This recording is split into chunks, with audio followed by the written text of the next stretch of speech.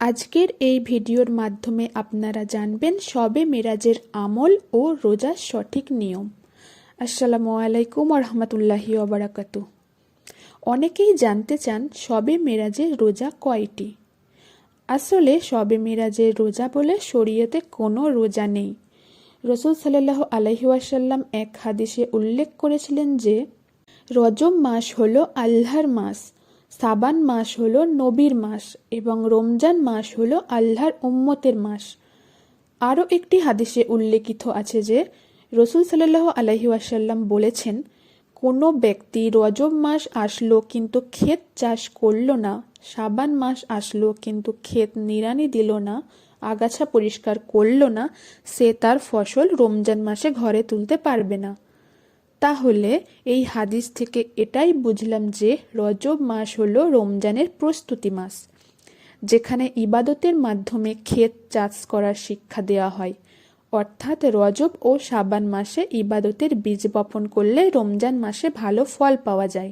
যেহেতু এই মাস রমজানের জন্য প্রস্তুতি মাস, এই জন্য রাসূলুল্লাহ সাল্লাল্লাহু আলাইহি ওয়াসাল্লাম এই মাসে রোজার প্রস্তুতি শুরু করে দিতেন এবং ঘন ঘন রোজা রাখতেন।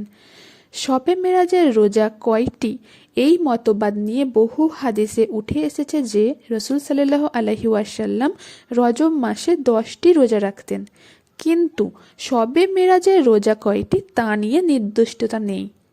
সাধারণত সব চন্দ্র মাসে 13, 14, 15 তারিখে রোজা রাখা বিশেষ তাৎপর্যপূর্ণ। এই 3টি রোজাকে আইয়ামে বীজ বলা হয়। প্রত্যেক মাসের এই দিনগুলোতে রাসূল সাল্লাল্লাহু আলাইহি ওয়াসাল্লাম বেশ গুরুত্বের সাথে রোজা রাখতেন। এছাড়াও সোমবার ও বৃহস্পতিবার রোজা রাখা সুন্নত। সেই হিসেবে আমরা রজব মাসের 13, 14, 15 তারিখে রোজা রাখতে পারি, কিন্তু শবে মেরাজ উপলক্ষে কোনো রোজা রাখা যাবে না। শবে মেরাজের রোজা কয়টি যদি এটা জানতে চান, তাহলে উত্তর হলো রজব মাস জুড়ে 10টা রোজা রাখার কথা হাদিসে আছে। সুতরাং আমরা চন্দ্র মাসে 13, 14, 15 এই তারিখগুলোতে রোজা রাখব এবং সোমবার ও বৃহস্পতিবার, এইভাবে মোট 10টা রোজা রাখব। আমাদের প্রিয় নবী রাসূল সাল্লাল্লাহু আলাইহি ওয়াসাল্লাম কখনোই শবে মেরাজকে উদ্দেশ্য করে রোজা রাখা বা নফল ইবাদত করেননি।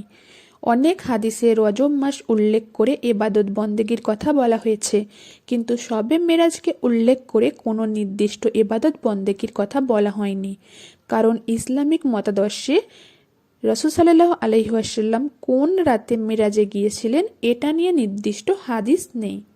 সুতরাং আমরা শবে মেরাজকে উল্লেখ করে যদি রোজা রাখি বা ইবাদত করি সেটা বিদআত।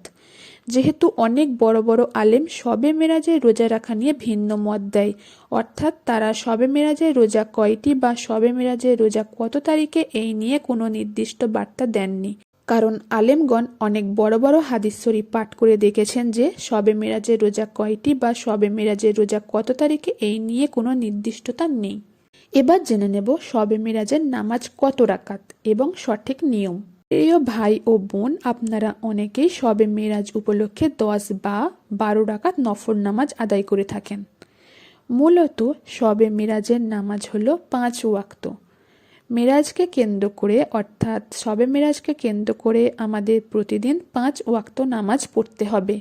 কারণ শবে মেরাজের রাতে আমাদের প্রিয় রাসূল সাল্লাল্লাহু আলাইহি ওয়াসাল্লাম আল্লাহর দিদার লাভ করেছিলেন এবং উম্মতের জন্য নামাজের উপহার নিয়ে এসেছিলেন। এই রাতেই 5 ওয়াক্ত নামাজ ফরজ করা হয়।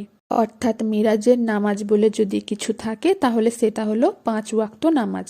কিন্তু শবে মেরাজের নফল নামাজ সম্পর্কে তেমন কোনো হাদিস নেই, কিন্তু নফল ইবাদত করা যেহেতু সওয়াবের কাজ, সেহেতু আমরা নফল নামাজ পড়তে পারি, কিন্তু শবে মেরাজকে উদ্দেশ্য করে নয়।